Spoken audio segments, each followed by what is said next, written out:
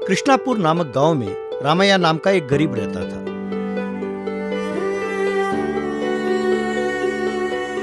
उसके पास एक बैलगाड़ी थी। उसका और उसके परिवार का गुजारा इसी से होता था। पड़ोस के शहर में जाने के लिए गांव वाले गाड़ियों में ही जाया करते थे। ज्यादातर लोग घोड़े गाड़ी में जाना ही पसंद करते थे। जिन्हें घोड़ा गाड़ी ना मिलता वही रामैया के गाड़ी में जाते थे। एक दिन एक टांगा वाला, अरे क्यों रामैया, और कितने दिन इस बैलगाड़ी को ही चलाओगे? तेरे बैल तो बूढ़े हो गए हैं। वो देखो, इस बैल के घाव को तो मैं 2 साल से देख रहा हूँ, अभी तक नहीं भरे। लगता है जल्द ही ये मर जाएगा। गाड़ी भी पुरानी हो गई है।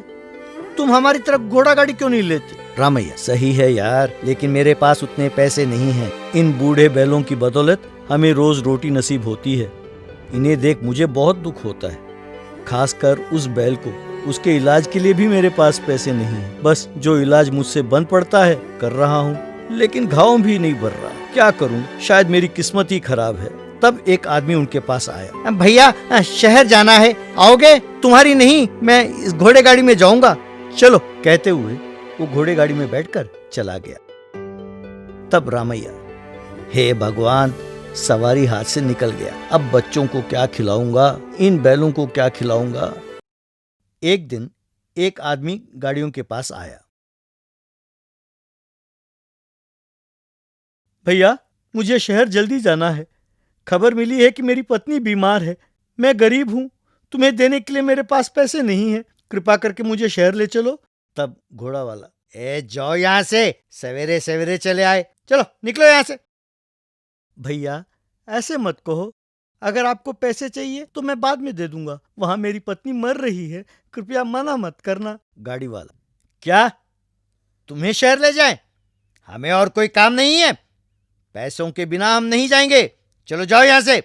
रामैया, ऐसे बोलना गलत है। वो मुसीबत में है, उसके पास पैसे होते तो दे देता। आओ भाई आओ, मैं ले चलता हूँ। रामैया उसे गाड़ी में बिठाकर शहर की ओर ले गया। गाड़ी जंगल से गुजर रही थी। तब वो आदमी, भैया धन्यवाद, तुम मेरी परेशानी समझ गए। इस रास्ते में बहुत सारे गड्ढे हैं, पर तुम अच्छी तरह चला रहे हो, झटके बिल्कुल नहीं है। रामैया, मैं बहुत सालों से इसी रास्ते से गाड़ी चला रहा हूँ, इसीलिए मैं जानता हूँ कि गड्ढे कहाँ हैं और गड्ढे कहाँ नहीं हैं। एक दूसरे की सहायता करना मानव धर्म है। मैं अगर एक दिन भी गाड़ी ना चलाऊं तो घर में सब भूखे रहते हैं।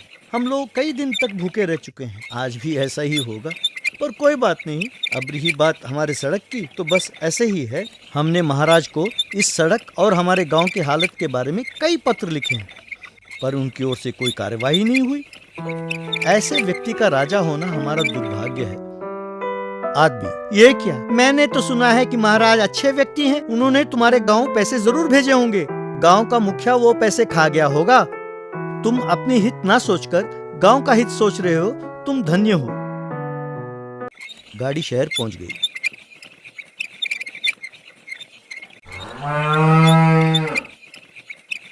रामैया, बुरा न मानना, एक विनती है। आपको मैं शहर लेके आया हूँ, इसके बदले में आप मेरे बैल का इलाज करा दें किसी अच्छे वैद्य से। उसके इलाज के लिए भी मेरे पास पैसे नहीं हैं। वो आदमी, ठीक है, कहते हुए वो वहां से चला गया। अगले दिन राजा के 2 सिपाही रामैया के घर पहुंचे। क्या तुम ही रामैया हो? कल तुमने राजा की निंदा की थी ना, तुम्हें तुरंत लेके आने की आज्ञा मिली है। रामैया अगले दिन राज दरबार पहुंचा। रामैया, महाराज, मैं कभी किसी की निंदा नहीं करता। मैंने कभी आपकी निंदा नहीं की। जहां तक मुझे याद है, कल हमारे गांव की हालत के बारे में मैं एक यात्री के साथ बात कर रहा था। इसके अलावा मैंने कुछ नहीं किया महाराज। महाराज, कल तुम्हारे गाड़ी में मैं ही आया था, पहचाना नहीं? रामैया हैरान हो गया।